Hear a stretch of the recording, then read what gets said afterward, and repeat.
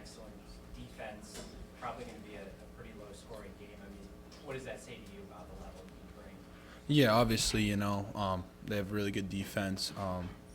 We're going to do our best on defense to, maybe get a score, put our offense in the best position possible, to score. So I think we've kind of prided ourselves on that, especially this week, knowing that their defense is really good, doing everything we can on our defense, to put our offense in position. So. Is there anything in particular you most appreciate about the job your interim head coach has done? Yeah, I think Coach Joseph's done a really good job of building relationships with the players. From a personal perspective, he's really built a relationship with me. He's talking to me about games, what he liked me, what I did good, what I did bad, what I need to improve on, stuff like that. I think his leadership's been really good. He's got the team to really go behind him. Everyone's playing for him. You know what I mean? So I think he's done a really good job at that. Has this season encouraged you to think you want to do this again? Yeah, this season's been great to me. Obviously having a few injuries, being the real season that I've really played, started, all games so far. So I'm obviously going to have a big decision to make at the end of the season. Some of it will be dependent on who's here, coaches and stuff like that. So I'll evaluate that after the season, but really focus on Iowa right now.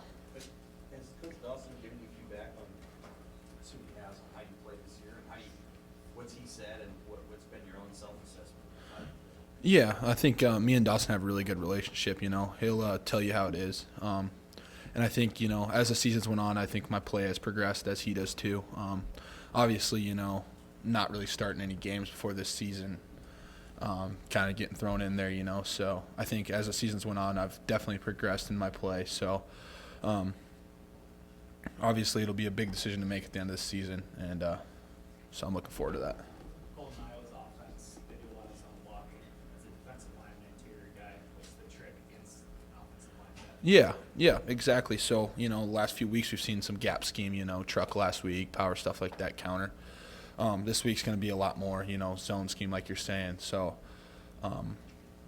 obviously the biggest thing when you're getting zone blocking is to knock the guy back and get off blocks.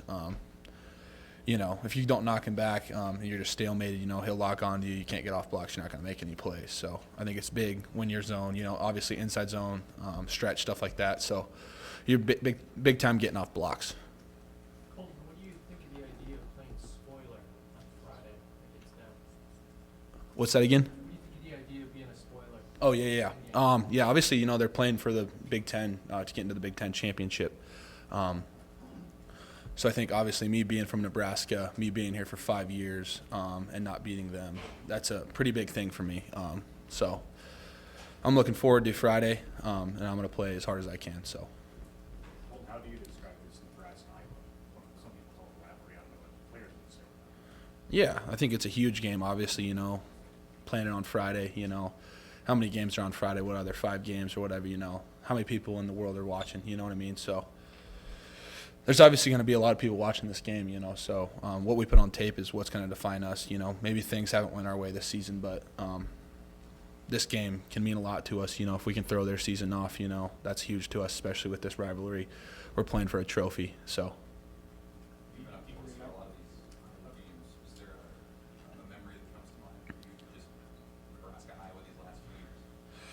Yeah, I think the walk-off, the kicker kicking that walk-off one year, I can't remember what year that was, but he was a little disrespectful to us, so I think that kind of lights a little bit of a fire under us, for the people who have been here, and it's our job as players who have been here to tell the transfers, and stuff like that, what this game means to us, so. I was going to ask a little bit about what Evan was saying, but yeah, it's been a while since Nebraska won against Iowa. Do you remember watching that game back in 2014? I do not remember that, no. But yeah, that's a little bit too long for us, so hopefully this week and we can get that done. What emotion would you use to describe how you feel about what comes after that Iowa game? You guys are going to play the game, and I know the focus is there, but you guys are going to have a different head coach, whether it's Mickey or somebody else. Like, what's the emotion that you have about what comes after? Yeah, obviously there's going to be a lot of decisions made for each person. Every person's going to have to make a decision on what to do. And that's just kind of part of this business. This is a business, very oriented by wins. If you're winning, everything's perfect. When you're losing, everything's not. So each person will have their own, talk with their family, talk with the new coach, stuff like that. Personally, I'll look forward to that to make my decision. But yeah, like you said, Iowa's what's at stake. And we'll have time after the season, to digest all that stuff and get ready to go. How often are you asked who do you think the new coach is going to be? Too much. Everyone thinks they know stuff. They want to know stuff. They don't know stuff. Yeah, a little too much. So. Your family included? Is your family asking that question? Not really. I'm assuming they think that I would probably tell them if I knew who it was. So not so much family, but outside people trying to get the scoop on everything. Classmates.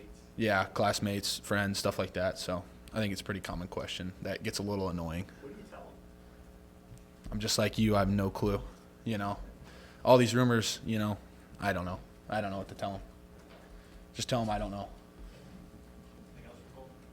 How do you guys get that one extra stop, that one extra first down to seal the game? Yeah, I think that's something that actually Coach Bush, me and him were texting after the game, and he was saying, I wish I could have got us one more stop.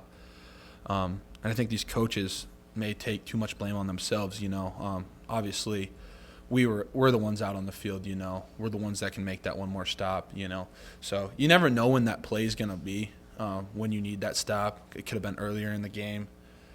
Could have been later in the game on that drive, you know what I mean? So you just got to go out there and play hard every play and just try to hold them to as least amount of points as possible to ensure that, we don't let them get that one more touchdown or that one more field goal. So. Has that been driving you crazy? Yeah, I mean, I've been here for 5 years, and, there's been a lot of close games in my time here. And that's something we haven't done a very good job of when I've been here is closing games, getting that one extra first down, like you said, or that touchdown or that stop. So I think that's something that we need to figure out, from a team perspective, player perspective, coach perspective, all that. So